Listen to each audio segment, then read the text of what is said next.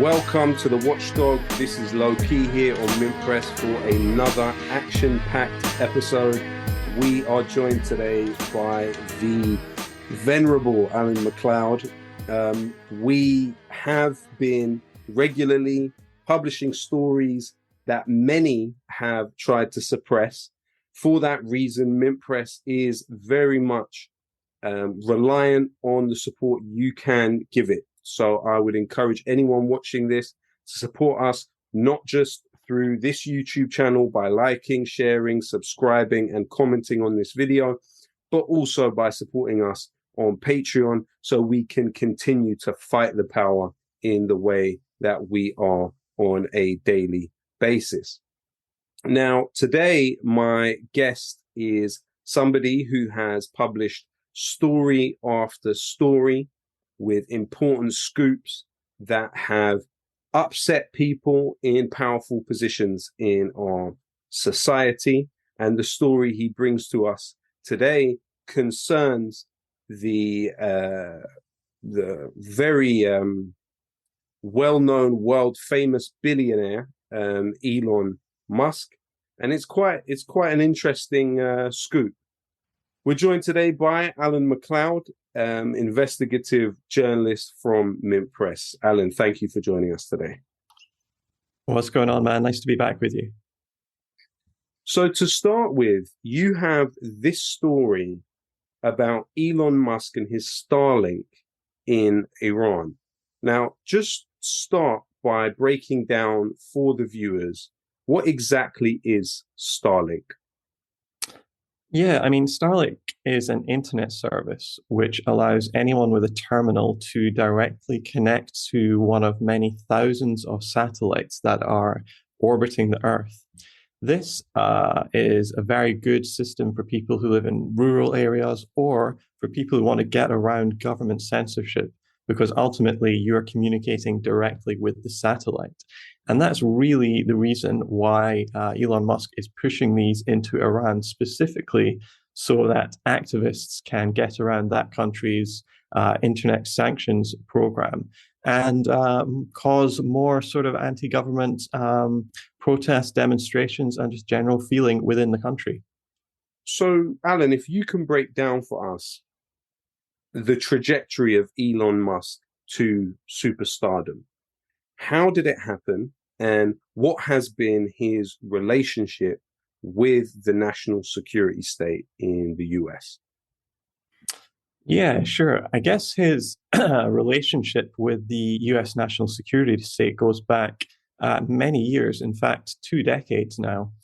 He's one of the things he's most known about is his company SpaceX, which is basically a rocket transportation service. But a lot of people don't know just how closely intertwined with the US government and the US military SpaceX is. So even before the company officially launched in March 2002, Musk already had a very, very close relationship with the CIA. And in particular, an individual at the CIA, the head of its venture capitalist firm, In-Q-Tel. His name is Mike Griffin. I should just say a lot of people are probably surprised to hear the CIA actually has a venture capitalist arm. The point of In-Q-Tel is to find businesses and individuals around the world who are at the cutting edge of technology or business and try to bring them into the fold so that they can supply the CIA and other 3-letter organizations in Washington with the cutting edge of tech to keep them ahead of the Russians, the Chinese, and whatever enemy the CIA has. So in early 2002, Mike Griffin was such a believer in Elon Musk that he called him the next Henry Ford of the rocket industry and was banging his fist on the table saying, we need to get this guy in. And so strong was his belief in Musk that he actually personally accompanied Musk to Russia in order to help Musk buy intercontinental ballistic missiles for SpaceX. Now, in the cold light of 2023, that sort of fact seems absolutely ridiculous and impossible that could have happened. But it's very well documented, even in corporate media at the time. And yeah, so SpaceX was this fledgling company, which Griffin was basically the midwife of, helped Musk push it through many years of slow and very painful growth.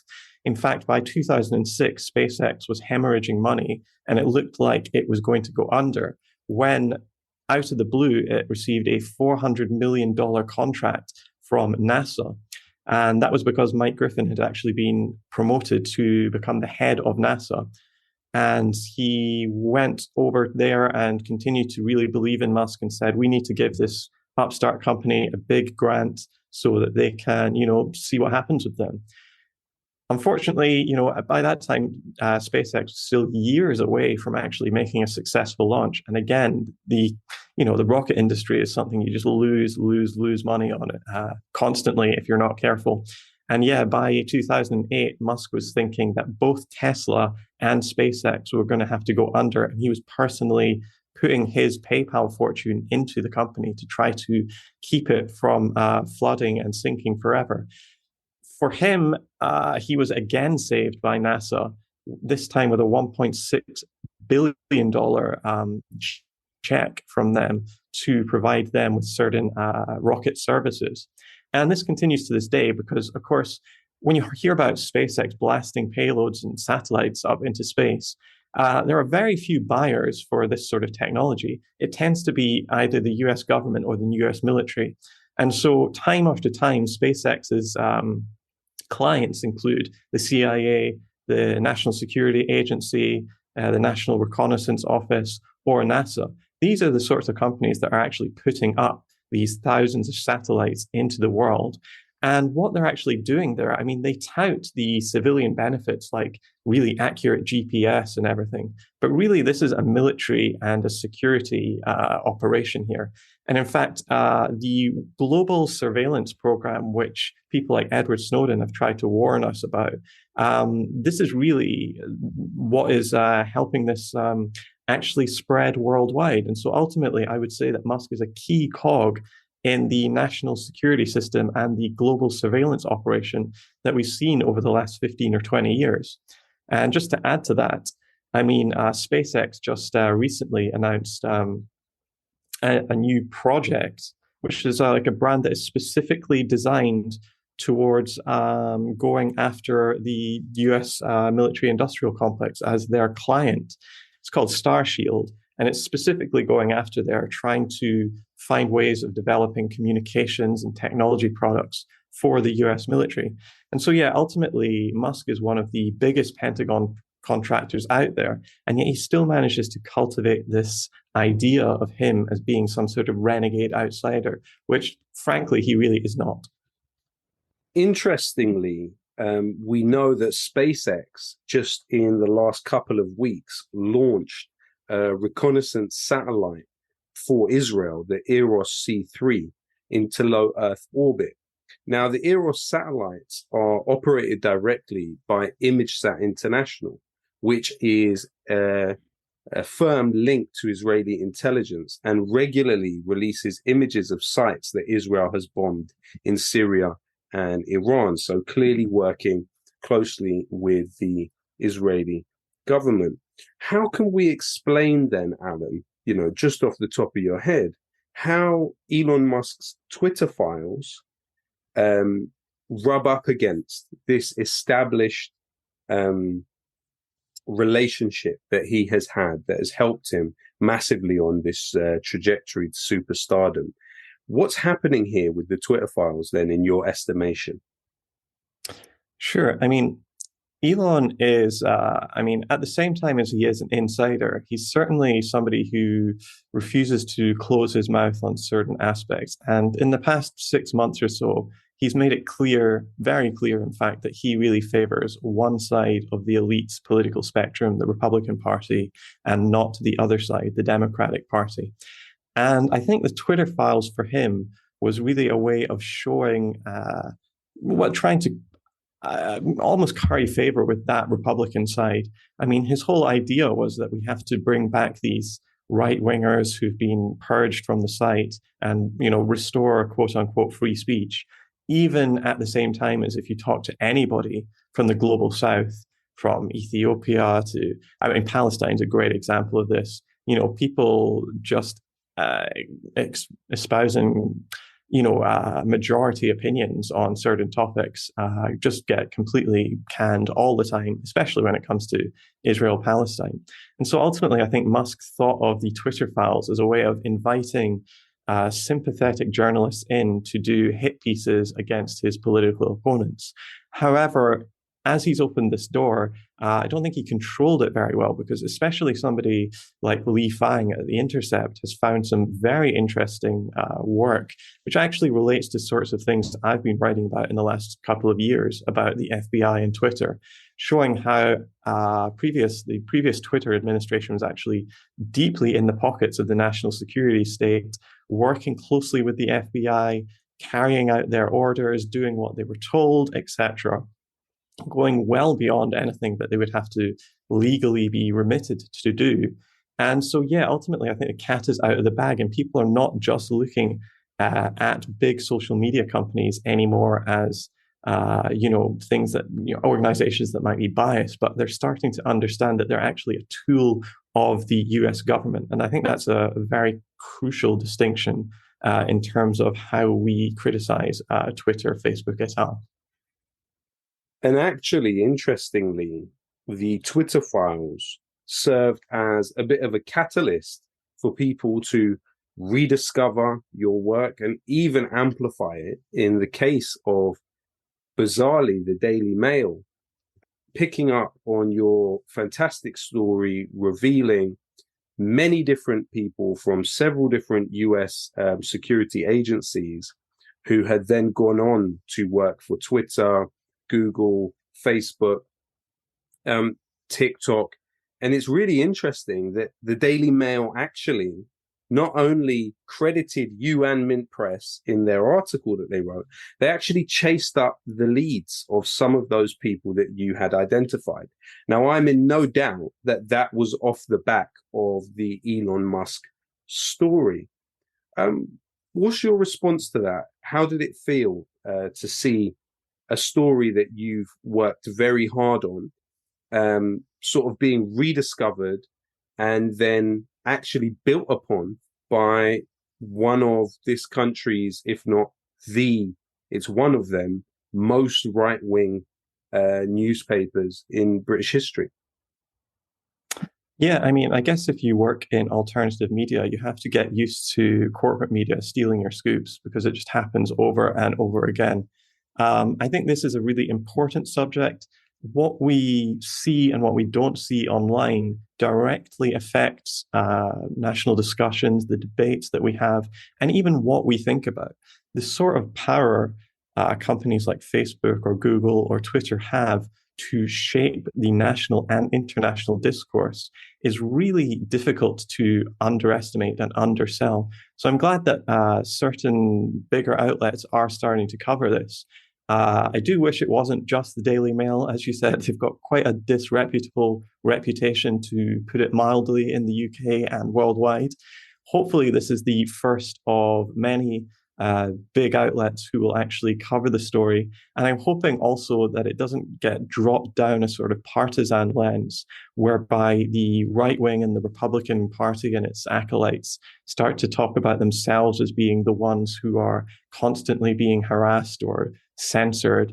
And that kind of falls into this sort of trope that right-wingers only are being censored, because anybody who's an anti-war activist or a radical or anything like that knows fine well that these big social media companies, the biggest capitalist behemoths, some of them in world history, do not like people challenging the system or questioning the status quo, and if you do that, you will be actively suppressed, or at very least not given the same sort of platform as people who promote the status quo or want to drag it back to another era.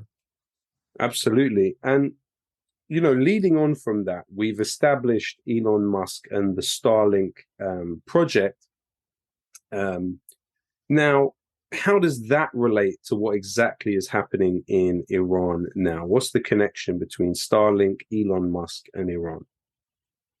Yeah, sure. So Elon's been kind of on a bit of a tweet spree about Iran recently on a post lionizing the brave women of Iran for taking off their veils and showing the government what they think of the mandate.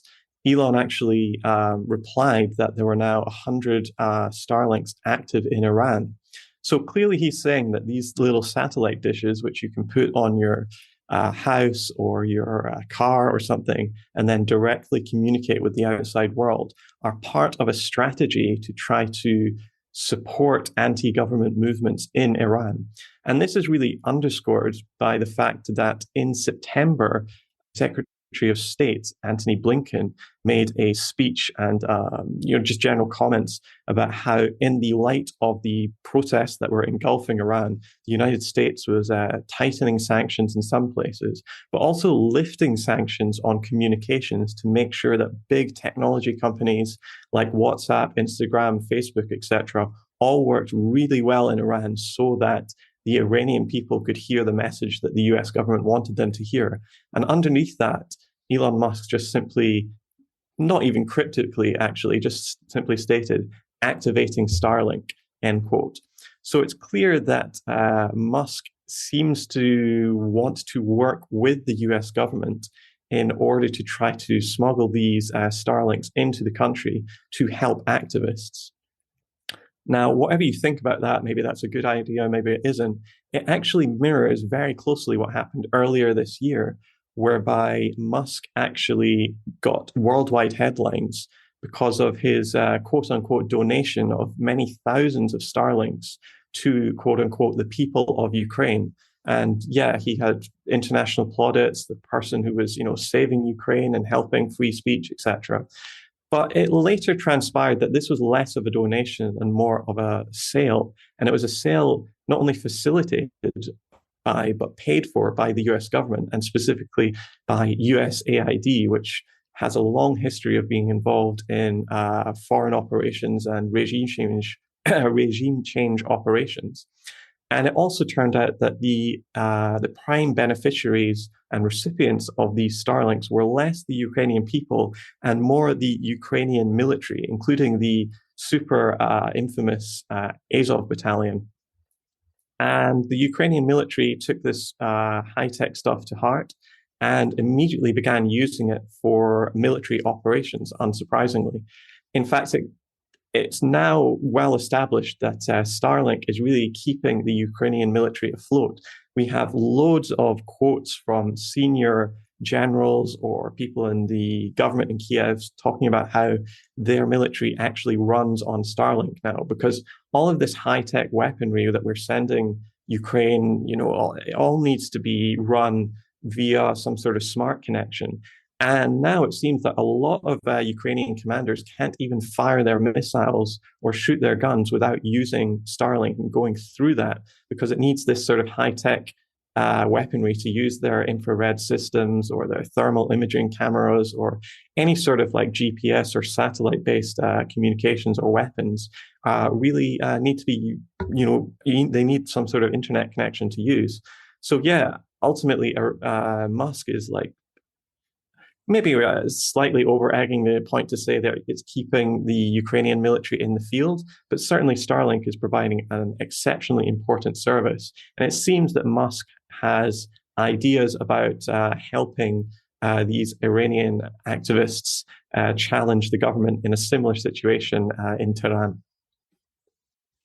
So in a way, it's what some would call a narcissism of minor difference, in that you have Elon Musk going off the script slightly when it comes to Ukraine and about how peace can be reached. And of course, that at one point caused some friction between Elon Musk and a representative of the Ukrainian government.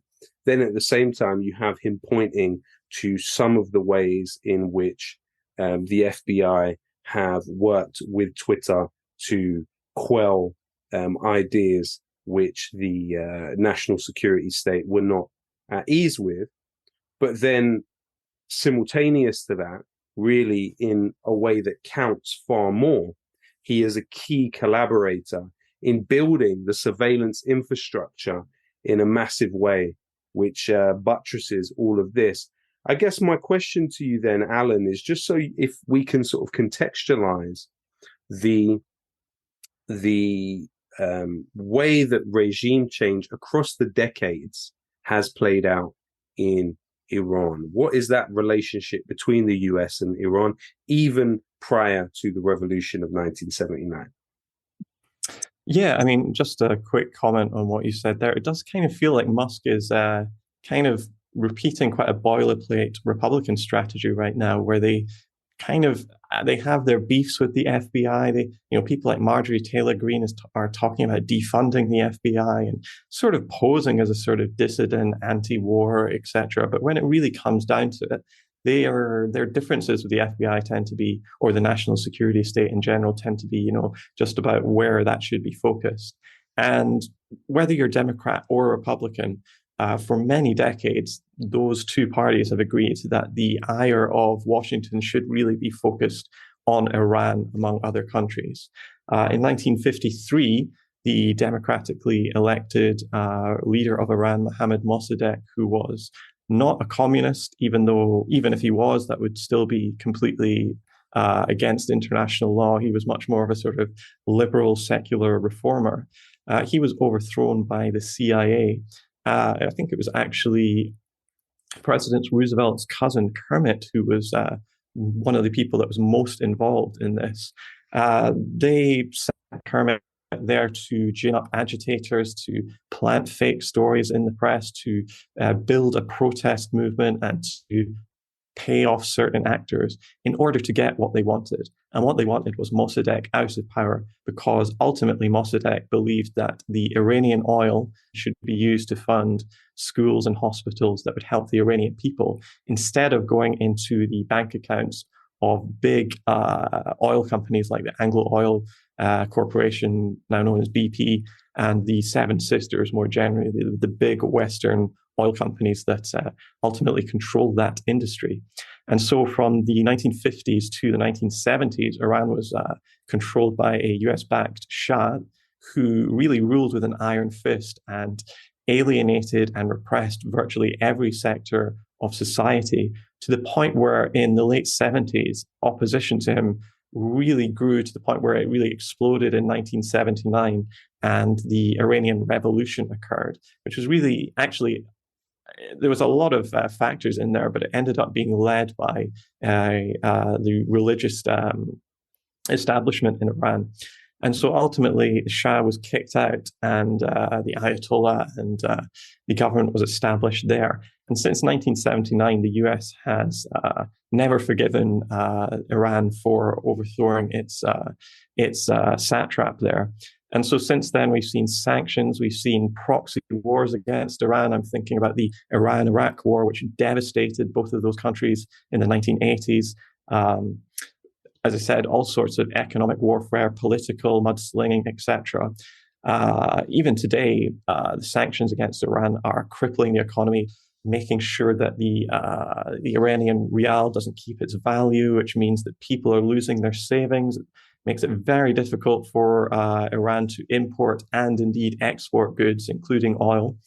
And ultimately, that means that the country is crippled and hamstrung. And the point of this, US government officials are relatively open about, is to produce enough discontent in the country that they will overthrow their government. And hopefully, in Washington's eyes, it will be replaced by a new force which has liaised with Washington, or at least will be much more conducive to what the West needs, which is ultimately taking the wealth of that country and getting into the bank accounts of big US and European countries. And so that foreign policy goal has been maintained for many decades, regardless of it's a guy with a red tie or a guy with a blue tie in the Oval Office. And so, yeah, it continues to this day. Absolutely. I was about to make the same point, that this is actually essentially a bipartisan orthodoxy. You look at the time when the revolution happened, the US actually had no permanent ground troops or on the ground in the region. And that is why many in the US national security establishment blame the fact that actually their nearest base at the time was Diego Garcia, which is 2,000 miles away in the middle of the Indian Ocean, with their slow response to the hostages in the US embassy. Of course, when the Iraqi invasion of Kuwait happened, they were able to occupy bases throughout the region. You had also the Nixon Doctrine, which was to build up, this was prior to, of course, the revolution, which was about building up Iran under the Shah and Israel as pillars of US interests against Arab nationalism, but without US bases, without the need for US bases. Then, obviously, following that, with the revolution, you had what was the Carter Doctrine, which basically developed something called the Zagros Mountain Strategy, which was a way in which the US put together this plan of being able to invade Iran by seizing important mountain passes. You also have, once Ronald Reagan was elected in 1981, this aim to achieve what they called strategic consensus with the rest of the region.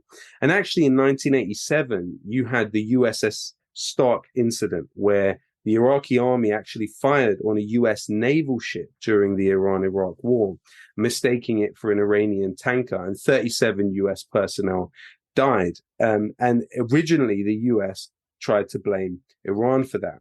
You then had, following that in 1988, something called Operation Praying Mantis.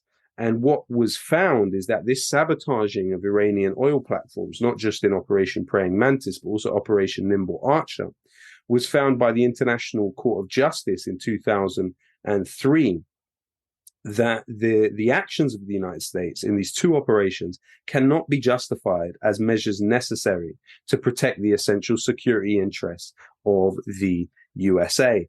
And then, since then, the US has been able to establish its bases in places like Oman, Bahrain, Saudi Arabia, and others. And then you see, on top of this mission creep, really, of war against Iran across all of these decades, you've seen a sanctions regime, which specifically after the year that Trump reintroduced them, you saw prices rise in Iran by 31% immediately. And then the next year rise by 37%. And then you get unemployment hitting over 15% off the back of this rise in the effects of the sanctions. And then there being, a place, Iran has one of the fastest growth rates for cancer in the world. There's literally over 100,000 new cases of cancer every single year.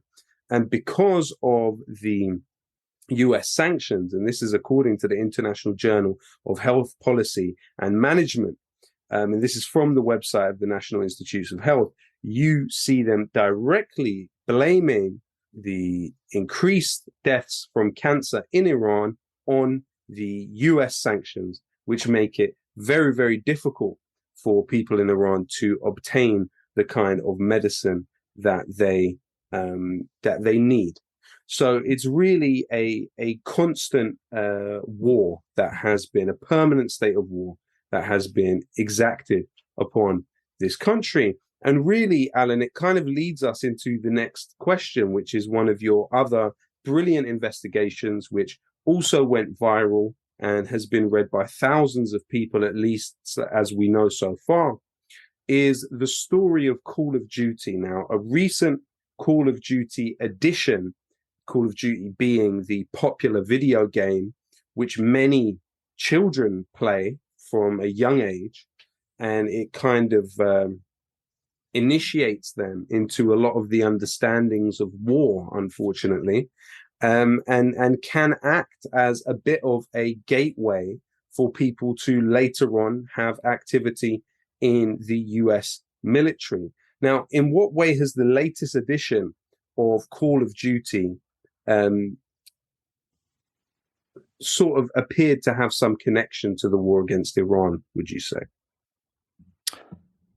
Well, the most obvious example of that is the opening level of the latest Call of Duty game, whereby it recreates the assassination of the Iranian general and statesman Qasem Soleimani. Now, in 2020, the Trump administration assassinated Soleimani while he was in Baghdad for peace talks with Saudi Arabia and other Gulf nations. This was an enormous crime. It can't be a war crime if you're not at war, but it's certainly a huge international crime. But in fact, in this edition of Call of Duty, it's actually you are the hero for taking out Soleimani. And the justification is that he is, some sort of terrorist and that he's controlled by the Russians, which is laughable. They did change the general's name, but it's absolutely clear when you look at the picture of Soleimani and the picture of the guy in the video game that this is absolutely Qasem Soleimani. So people all around the world are encouraged, in fact, demanded to recreate this massive international incident for points, basically, and you can't even progress if you don't kill him. So this is just one more example of how Call of Duty is really very, very close to the US government and the US national security state. And the article you are referencing, I think it's called Call of Duty is a Government PSYOP. Something like these documents prove it is the subheadline. I just went through some freely available documents that were obtained under the Freedom of Information Act by the journalist Tom Secker and went through just how closely Call of Duty, the people involved in making Call of Duty, the head honchos, are actually liaising very, very closely with the US military. So one example of that is Coco Francini, who was a developer for Call of Duty, who was taken down to the US Air Force's HQ in Florida and given a demonstration about how all these weapons work. And it was basically, a total PR exercise for the military. And the emails that the Air Force are sending back and forth to each other make this absolutely clear. They are giddy that, quote, heavy hitters, unquote, from Hollywood, like Coco Francini, are coming down there to get them to know them better. They talk about it as an attempt to, quote, showcase, unquote, their hardware and make the entertainment industry, and again, this is another direct quote, more credible advocates, unquote, for the US war machine. And so ultimately, yes, the military liaises very, very closely with Call of Duty and other big games manufacturers. I think some people are more aware that this goes on in Hollywood, but it also goes on in the video games industry, which is much bigger in a lot of ways than Hollywood, and perhaps more important from a propaganda aspect, because, Call of Duty rakes in billions of dollars per release. And not only that, it targets some of the most impressionable people in the world, which are young adolescent boys and young men as well. And these people play that. I mean, I'm not, I was guilty of this as a kid as well, playing these games and even into my early adulthood, playing these games with extremely controversial content, such as basically recreating war crimes in Iraq, for example. And people play these for weeks and months on end and are just fed ideology constantly. And it becomes even more blatant when you actually look at the parent company of Call of Duty, which is Activision Blizzard. If you actually look at the sort of people who work in the higher echelons of these companies, it becomes absolutely clear what's up. So, for instance, until September, Francis Townsend was Activision Blizzard's chief science officer and the executive vice president for corporate affairs. Now, Townsend is one of the key figures in the war on terror. She was head of intelligence for the Coast Guard, and then she was assistant to the Secretary of State, Condoleezza Rice. She was her counterterrorism deputy. That's the Bush administration's counterterrorism czar. What else did she do? She was appointed by President Bush to be on his intelligence advisory board. She became the White House's most senior advisor on terrorism and homeland security. And in fact, she helped popularize the term enhanced interrogation techniques, which was this classic 2000s term for the use of torture to obtain information from people taken from places like Afghanistan and Iraq and thrown into places like Abu Ghraib or Guantanamo Bay. In fact, when she visited Guantanamo Bay, the head of the facility actually testified that she put him under a lot of pressure to ramp up the torture that was going on there, to try to exert even more information from these people, almost none of whom have even been charged. So, this is what she's doing. She, fast forward to the Trump administration, and Donald Trump reportedly even was thinking about offering her the post of the head of the FBI. But in the end, she didn't take that job. And then instead, she took this complete 90-degree turn into becoming the head of a video games company, which seems absolutely crazy on its face of it. But when you look at the sort of content that Call of Duty is putting out, it becomes absolutely clear why the US military and the US national security state would want someone like that in there. I'll give you one more example of another guy. Brian Bulatao was third in command. He was the chief operating officer of the CIA.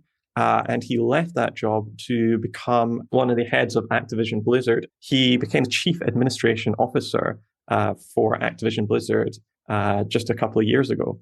He, by all accounts, served as Mike Pompeo, the Secretary of State's quote-unquote attack dog. Former colleagues talking about how he was this extremely angry, bullying person who would really browbeat his employees. And so he probably didn't do much for Activision Blizzard's reputation for having a really toxic culture. But again, we see this phenomenon time and time again of people stepping out of national security and going immediately into the entertainment industry or into the media. So whether it's, the NATO to TikTok pipeline, or whether it's going from the CIA to Google or Facebook, or whether it's like Bulatao going from the CIA and getting a job, not even just a job, getting a controlling role, a chief executive officer kind of position in big media companies like Activision Blizzard. We're seeing how the military really wants to sink its claws into all aspects of our life, whether it's the media or whether it's more soft news and entertainment like video games. Interestingly, and it's not a purposeful thing, a lot of our work seems to be grappling with that relationship between quote unquote popular culture and the interests of the military industrial complex and the national security state. So as you've pointed to, you've got social media companies, you've got films. An interesting thing that crossed my mind when we were thinking about Guantanamo Bay and the relationship between all of this stuff is music of Eminem and Barney the Dinosaur was actually used to torture people within Guantanamo Bay. So it's quite interesting, this crossover that's happening between the military and the culture, and really culture becoming a sort of plaything / handmaiden of the military. One interesting thing that I also wanted to bring up earlier was a video in which Rudy Giuliani, who is a darling of much of the Iranian opposition in exile, talking about how sanctions have affected people in Iran. And he's actually spelling out explicitly what we stated earlier, that sanctions are aimed to create the conditions for revolt and revolution. He says it. Those are the words of Rudy Giuliani, not me. And in this clip that we're about to play, he actually almost takes pleasure in the fact that people are selling their own organs. I mean, it's a really horrifying clip. So we're just going to play that now. They are going to be overthrown. The people of Iran obviously have now had enough. The sanctions are working. The currency is going to nothing. They're where Russia was. They're where Poland was. We see signs of young men and women saying, give me some food. We saw a sign of a man trying to sell his internal organs for $500 American, probably a fortune in Iran today. This is truly pitiful. These are the kinds of conditions that lead to successful revolution and, God willing, nonviolent revolution. Now, another thing that has come to light about the assassination of Qasem Soleimani is the Iraqi Supreme Court has recently announced that they've put out an arrest warrant for Donald Trump and others for this assassination.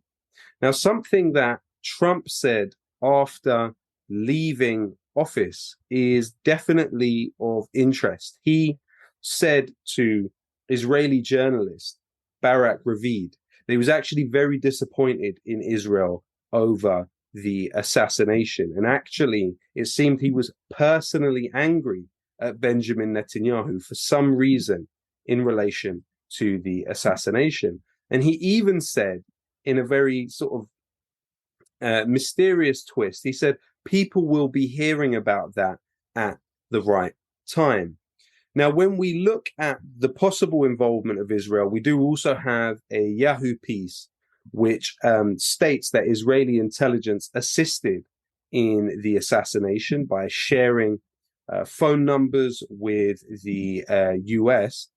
But also we know that Qasem Soleimani is credited by not only forces like Hamas and the Palestinian Islamic Jihad, but also groups like PFLP and Fatah, with actually arming them at several different points. Ziad Nakhala from Jihad al-Islami even states in an interview that there was nothing that was coming in to Gaza to support the resistance that was not having some involvement from Qasem Soleimani.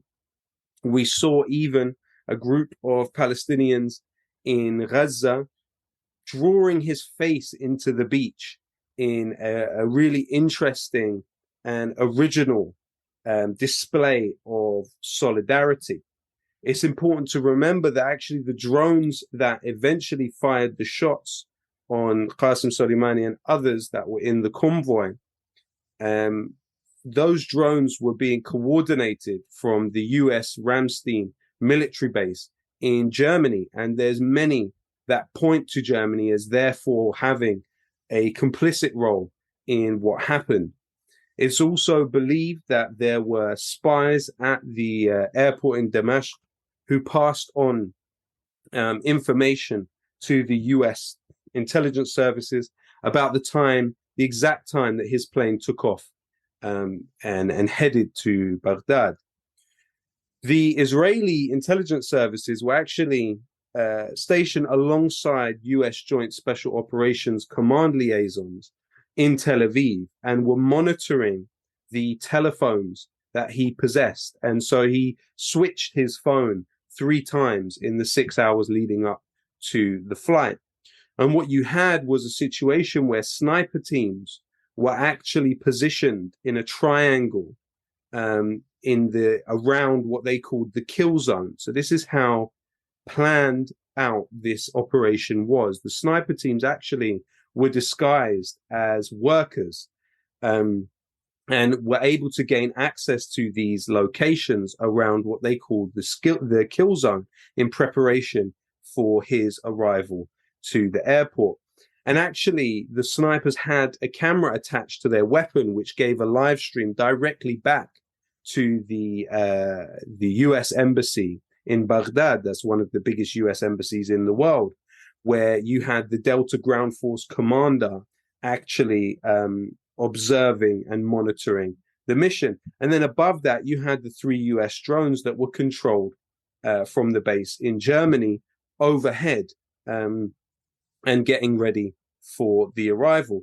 You also had another group, the KRG counterterrorism group, so it's linked to the Kurdish regional government in Iraq, that were also involved on the ground as the sort of ground agents of the assassination. That entailed them having people disguised as ground crew who actually guided the plane to the ground. And then you had agents who were supposed to be baggage handlers who actually identified Soleimani as he stepped off the plane. You even had involvement of the ISA intelligence support activity, which the US calls Task Force Orange, that were also involved on the ground getting exact coordinates for this assassination.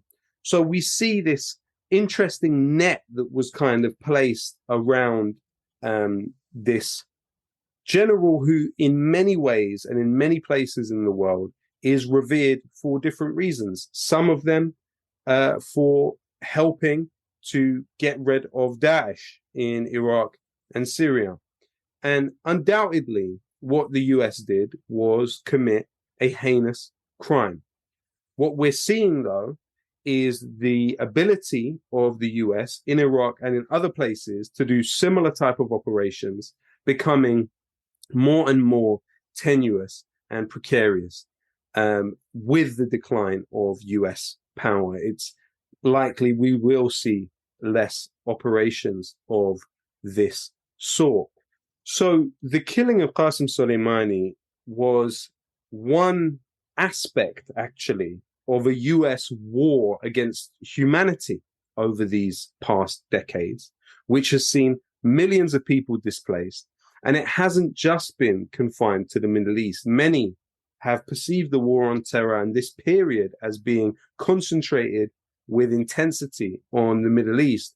But Alan, if you could just break down for us, what has been the human cost in terms of displacement from all these wars? But where else has US militarism touched in these past years? Sure. Well, the Cost of War project at Brown University has for years tried to actually put a number on some of these on some of the sort of devastation that's going on, put a number on the human toll. And what they found is they estimate that up to 6 million people have died in the post 9/11 wars, primarily in Western Asia, but also abroad. Not only that, the US wars have also created around 38 million refugees since 9/11. The countries most affected have been the ones you might already suspect, which is Iraq with over 9 million people, Syria over 7 million people displaced, Afghanistan nearly 6 million people, Yemen, that's nearly 5 million people, and Somalia in the Horn of Africa, which has over 4 million people displaced, due in no small part because of these wars against terrorism, so-called, that the United States has prosecuted. So this is an enormous human toll that's really been levied across the world. But the fact of the matter is that we just simply don't see very much about this in the news. It's not in people's radars. When we talk about the costs of the Iraq war, I think most people in the West think of that soldier they saw with one leg, rather than an entire village destroyed or an entire area of a country that has lost its sewage system and people are drinking infected water or poisoned water, or people who've had their lives destroyed because they've had to flee their country. And for years, this sort of refugee problem was going on, but it simply wasn't being addressed, precisely because it wasn't directly affecting white countries in North America or Western Europe. And so it's only really in the last few years that Europeans have started talking about a refugee problem. Unfortunately, the link between NATO adventurism and, let's be clear here, international war crimes, and the fact that all of these people in their millions are trying to flee their country has never been made.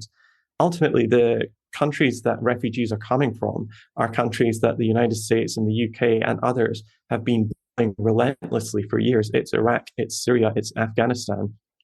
But it's not places like Lebanon or Oman, let's say, which haven't really been bombed.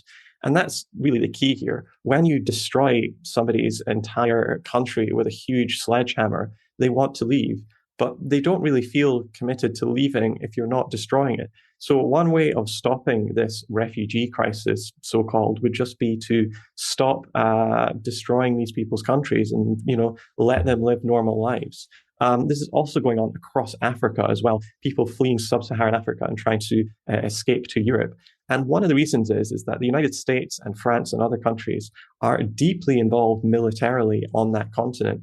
In fact, between 2013 and 2017, one of the heads of AFRICOM, the United States' military operation in Africa, Brigadier General Don Bolduc, he said that the United States had seen combat operations in 13 separate African countries, and they range from Burkina Faso to Tunisia. So really across the entire continent, the US has dozens of military bases in Africa. And many people who are closely following this say that the United States is effectively at war with Africa using sophisticated technology like drones to really surveil the continent and even, threaten strikes, which can happen pretty much at any point. The US has huge bases for drones in the west of Africa, which really can be used to launch strikes against hundreds of millions of people.